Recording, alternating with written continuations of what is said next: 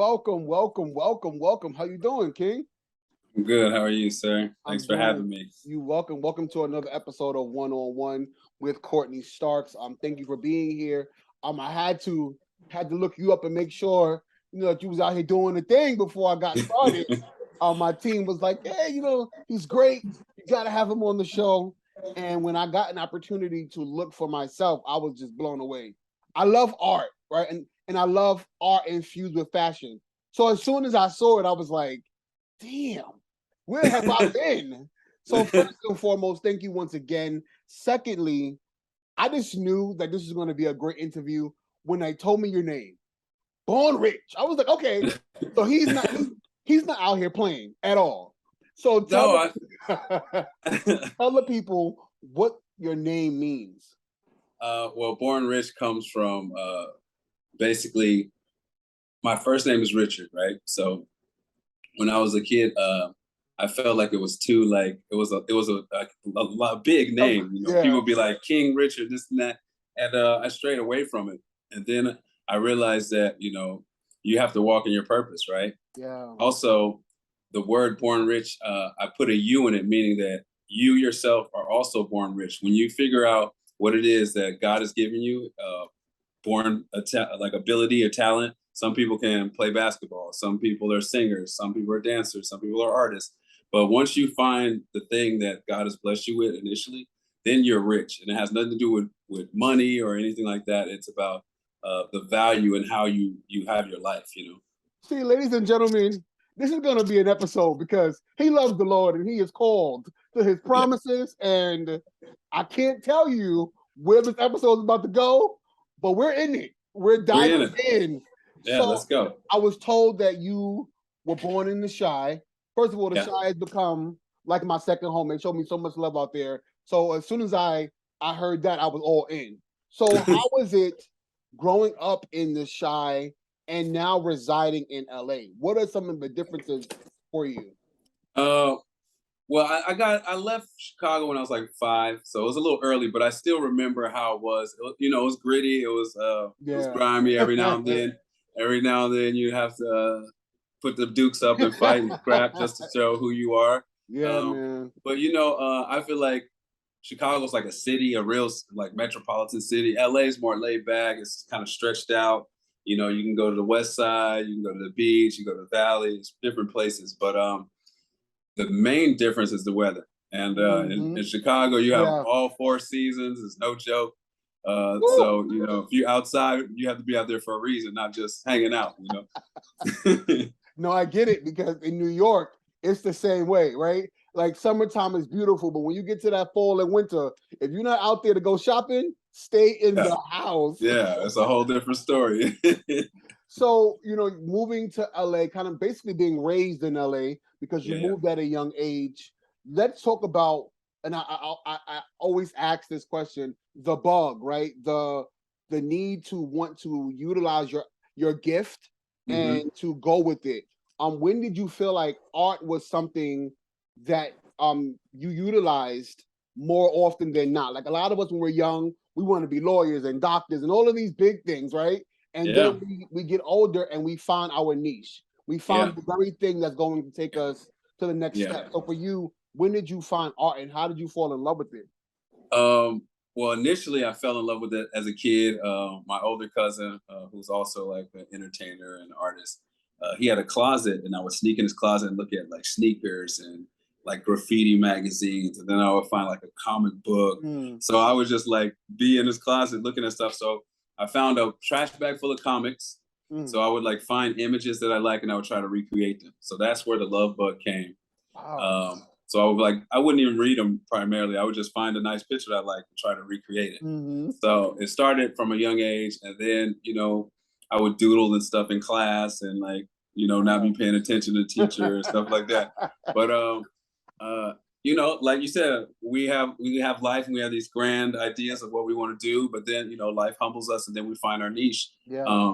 Initially I wanted to be an attorney because I knew attorneys that, they lived a nice life. So I was like, okay, I can do that. I want to do that. And then, you know, I got to university and I was like, oh, this is a whole different animal. You know, it's like, So you know, maybe I need to yeah. reconsider. Maybe I need to go with something that is God given that I got in me. It's a talent, you know. No, Yeah. trust me, I understand. You Yeah. know, most of us, you know, especially people of color, you know, we go through this. I want to do this thing, but I got to keep this 9 to 5 because the rent isn't going to stop, right? Yeah. And for you, you were in that field. You were Yeah. you're working in the corporate world and working and trying to do this thing. At what point were you like, you know what, I'm no longer going to do this because it's not helping me get to where I need to go as far as my dream? Honestly, I was in corporate almost 20 years. Worked for Disney, NBA 2K, Warner Brothers, all these places. And I think once the pandemic hit, I Yeah. realized, you know, it's not about working a 9 to 5. It's about doing what you love. Tomorrow's not promised.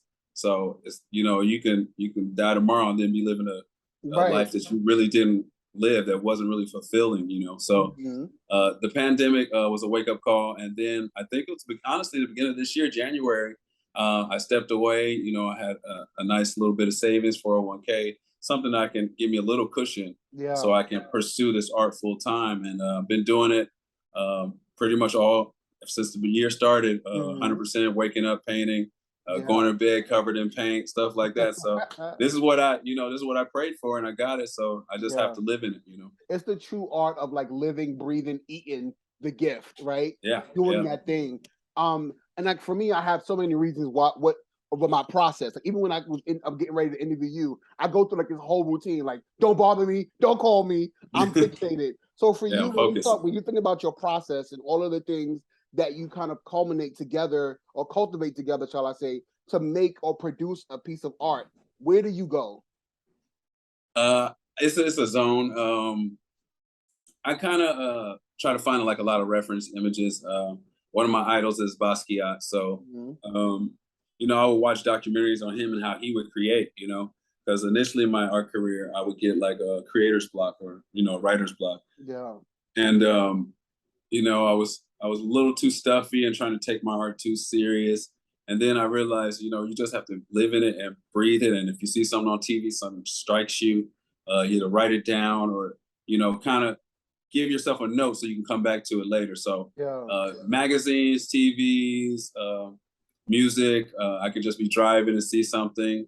Um, a lot of things, honestly. So it's Mm. just a lot of things I put together. I have like a little note section on my phone where I'll like find a photo or something on the internet that I like, copy it, put it there, Mhm. and just use reference images and play around and then make my own composition and make it my That's own, you know. that's beautiful. Like I have a friend who's also a really good artist, and he'll do things. He'll be in a car someplace, and he'll be staring at a tree, and the next thing you know, he done birthed this whole big piece. And I'm like, wait, Yeah.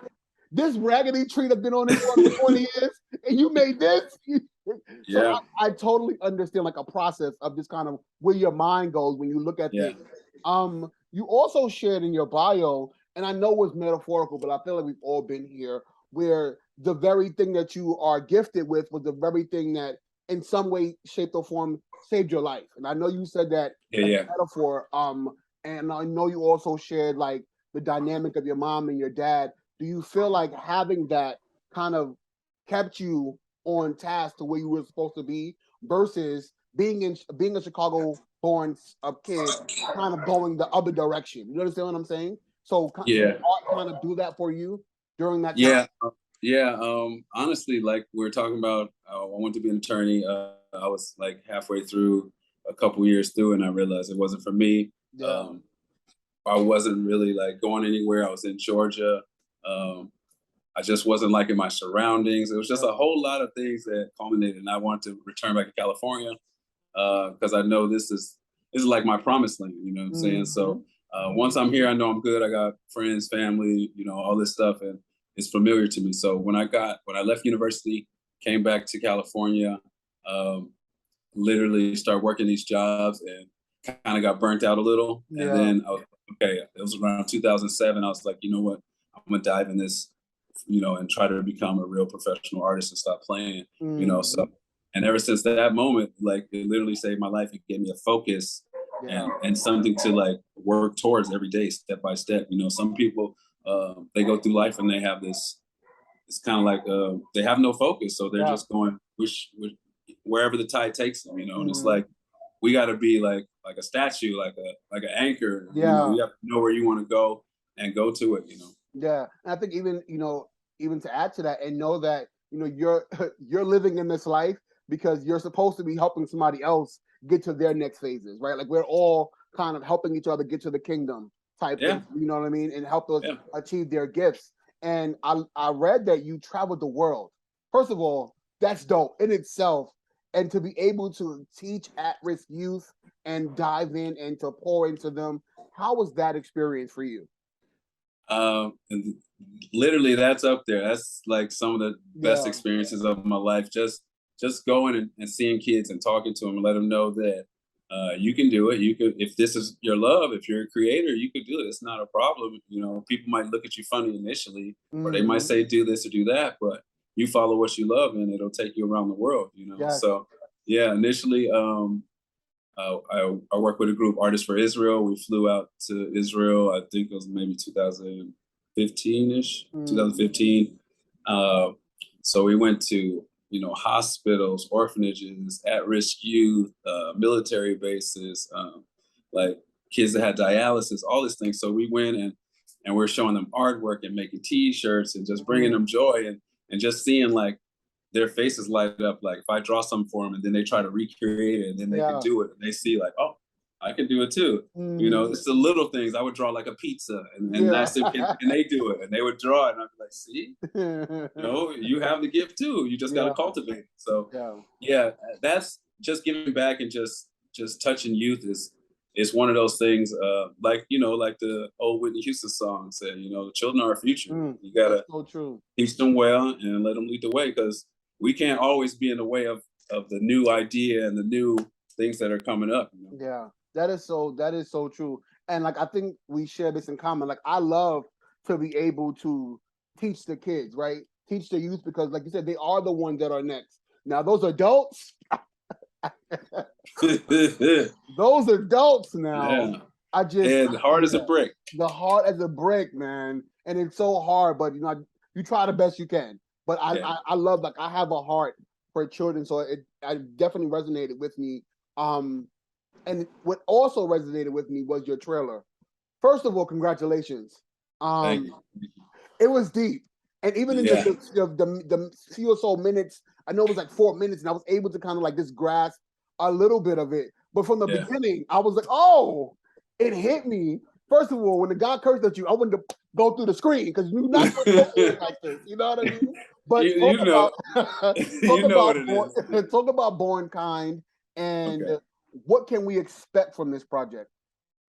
Bourn Kind is a project that was put together by Connie and Rachel. Connie's a producer. Rachel directed it. She found me via Black and Jewish Entertainment Alliance Zoom call, and she contacted me. We talked about the film.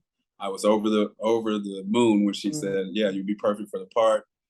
But yeah, what to expect is it's about basically an artist that in the midst of the pandemic, he sees that the world is going in a wrong direction, and people are being really cold to each other, distant, and basically he wants to change that, and knowing we need a little bit of kindness because it goes a long way in this world. So basically it's just about bringing people together through art and like healing.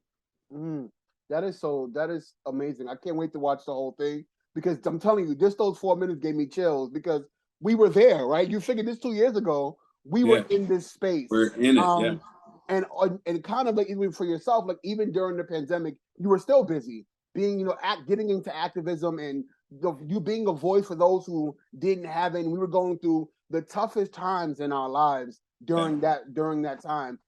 Did that teach you anything about yourself? Man, it taught me a lot. The pandemic alone, I was how the world shut down, how things were going. I was an expecting father. My daughter was born in Israel in 2020. Ooh, congratulations! Yeah, thank you. She's a gift. But yeah, they shut down the country. I couldn't see her. I couldn't be there. I had to wait 3 months to get clearance to get in the country.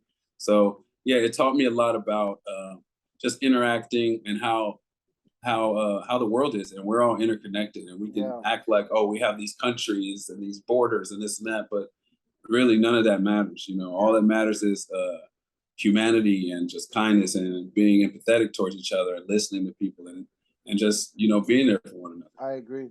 I agree. And thinking about being there for one another, I feel like even in times now, right? You figure things are starting to open up piece by piece, even though things are still on the rise. But what's not rising is representation for us, right? I feel like that in itself in different spaces are just not happening, or we are fighting for something, and because we're not collectively doing it, it's taking us a lot longer to get there. So for you, do you feel that same that way? Like we're being underrepresented in this industry? Do you feel like in your artistry and where you are at right now that there are not enough people supporting or backing what you do? Honestly, I feel like I get a lot of support where I am, but I do not see a bunch of like shows about artists or even Black artists. You know how everything is a reality show. I've never seen a reality show about artists just trying to get through in this world and how they have to hustle and grind and get supplies and do this and that. But I would love to see stuff like that in a movie or a TV show or reality show, something that reflects my struggle that I had as an early artist. I would dumpster dive in Hollywood and find like an old door or something that somebody didn't want, rinse it off, dry it off, and paint it. Right. And make it art. So yeah, I would love to see people like me represented more in movies and on the screen. But I'm doing my part to try to make it happen. And if I have to kick down a door or two, I'm gonna gotta kick down the door, right? For you, like what type of art calls to you more? Like I know some people like doing canvases and all of these things. But for you, what do you like? What kind of brings you home some and grounds you? Yeah, I love painting canvases because it's in my space. I'm comfortable. I can go back and forth, do what I want to do, changes and all that. But I also love doing murals in the street. I love doing big pieces where a community can come by and walk up to me and chat with me and talk to me and let me know how it's affecting the community and things like that. So it's like a 50-50. I love doing murals outside, getting my name out there, but I also love the comfort of my home and the nuances, playing my music and just chilling, things like that. So it's definitely a 50-50. To be able to create artistry and infuse it with fashion, for me is it's the biggest dynamic ever, right? First of all, I can't draw a stick figure the right way. So to be able to like put your piece on clothing, how big was that for you? Because that's amazing. Yeah, I've always been like that guy.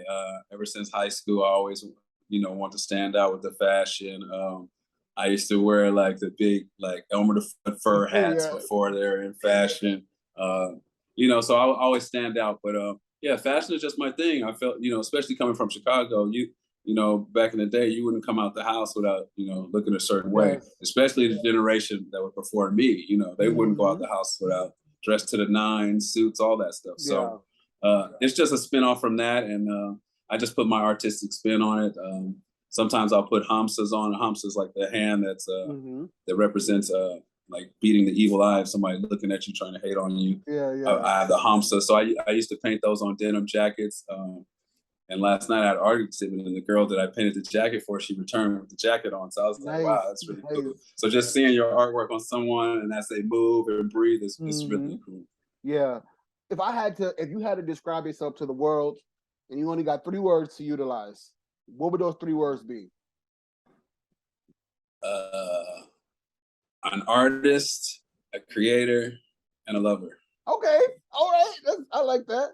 If you had to choose one, and I'm only giving you one person that you would want to mentor you or that you would want to mentor, who would it be? Past or present, or are they in? You can do past or present. I'll give you that. Mentor, man. I would have loved to sit up under like someone like a Picasso or something, and just sit and see what he does, or Yeah. even way farther back like a Michelangelo, because you know I was big into Renaissance paintings and stuff like that. But yeah, right now I mentor a lot of people. Honestly, shout out to my friend Arvin. He was a guy who contacted me on Instagram maybe 5 6 years ago, Mm. talking about how much he liked my work, and we built a relationship. I painted a Kobe mural. He helped me actually paint it. He Mm. assisted me. Now he's a tattoo artist doing his thing. He just got engaged. So Mhm. yeah, it's like, you know, it's just each one teach one, you know. So Yeah. that's what Yeah. it's about. And how has your experiences growing up impacted your artistry? Yeah, it impacted a lot. Honestly, I just had this Bourn Rich experience last night, which was jam packed with all of the references. You know, I was a skateboarder. I played Wow, basketball. you was You a know, skateboarder. See, you was in LA for a long time. See, because you yeah, wasn't yeah, having that in no Shot Town. yeah. You hadn't skating, but that was before what kick push. That was Yes. before.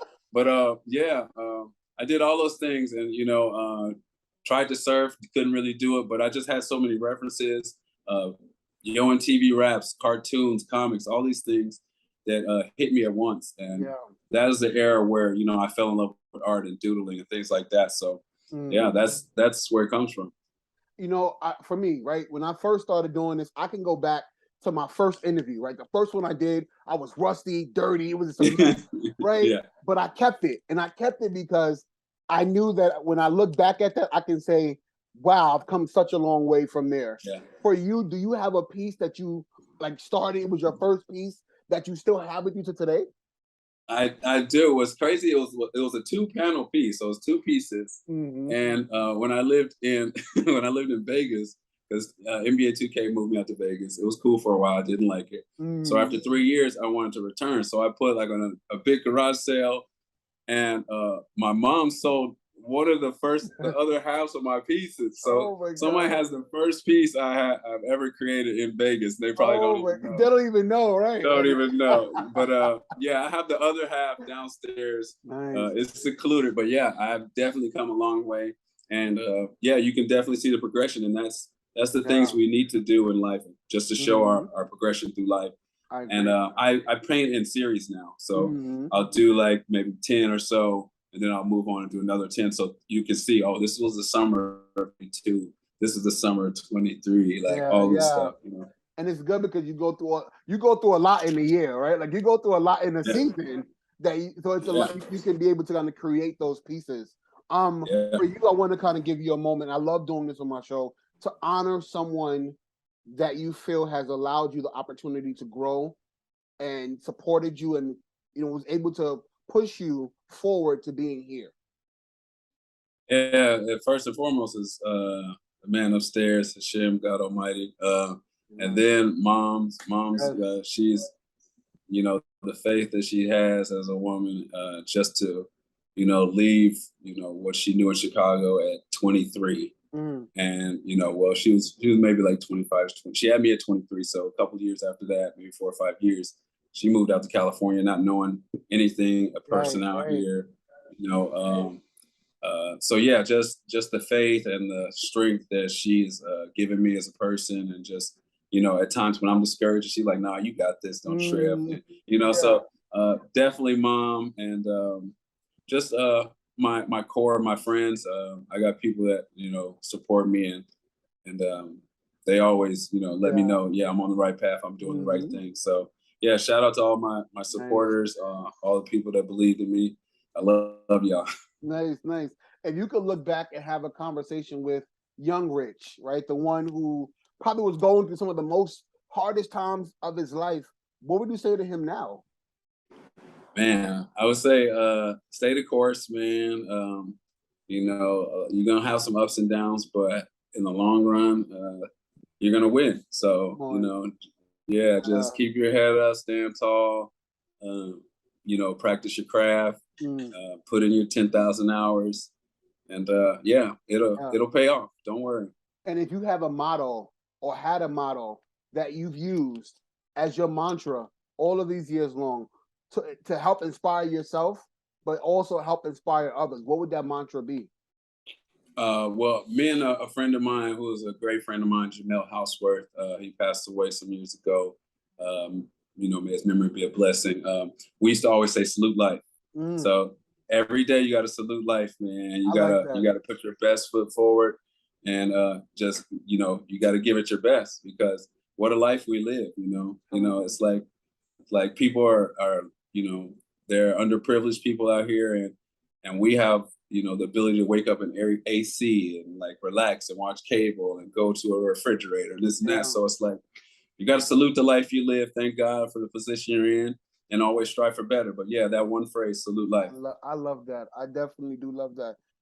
What else do you have coming up that we can be a part of, that we can support? The Tiny Kindness Projects, Bourn Kind, the movie, is doing its rounds at the film festivals. I just had an opening for the Bourn Rich experience here in downtown Los Angeles. So it's a fully immersive experience. You walk in, there's art hanging from the walls on punching bags. There's they're 8x5 paintings, so they're larger than life. You walk up to them, they're very big. So yeah, that's what I'm doing right now. That's going to show for maybe the next 30 days. And I'm just going to look forward to my next event. I'm probably going to try to do something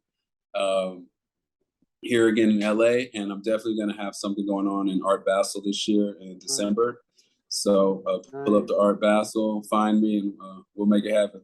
See, I'm going to have to connect with you outside of this, because I need to get you. I have so many events that I throw out here in the tri-state, and I think that people would be honored just to have you come out and do a piece. It would be amazing. I do this all the time. Yeah, I just did one on the Lower East Side. Sorry to cut you off. I just did one on the Lower East Side that was connected to the movie. Yeah. It was about, kindness, bringing the community together, and doing basically different people in the community and putting them on the wall as like a silhouette. So yeah, I'm all about going and beautifying the community, making murals, all that stuff. So yeah, man, connect with me. We can make it happen. And if you're ever in the Los Angeles area, look me up. We can have lunch. We can chop it up, talk, all that. Because I got some clothes that I need to. You know what I mean? I got you, man. How you dripping out here? It's been a pleasure. Bourn Rich, everybody. This is the man. I'm telling you this right now. Please make sure that you are following him. I'm going to give him a moment to let you know where you can follow him, how you can support him, and please make sure you're doing so. I'm sorry I couldn't get to all the comments. There's a lot of you in here right now. But we love you. We really, really do. So, Bourn, take this moment right now and let everybody know where they can find you and support you. Yeah, you can always find me just basically on my website, bournrich.com. I have art there, I have a bio there. Also, Instagram.com/bournrich. We spell it BOURNRICH. So yeah, that's where all my work is. I'm very active on Instagram. I'm always doing something and posting something to my story. So you can connect with me there. I do respond to direct messages. As long as it's professional and cool, yeah, positive, I'm all about it. Nice. Everybody, this is Bourn Rich. Thank you all for tuning in. Rich, thank you for being here. It was a pleasure. Thank you. Made my Saturday. Everybody, I love you for watching, and I'll see you next time on One-on-One with Courtney Starks. Have a good one. Thank you. God bless. God bless.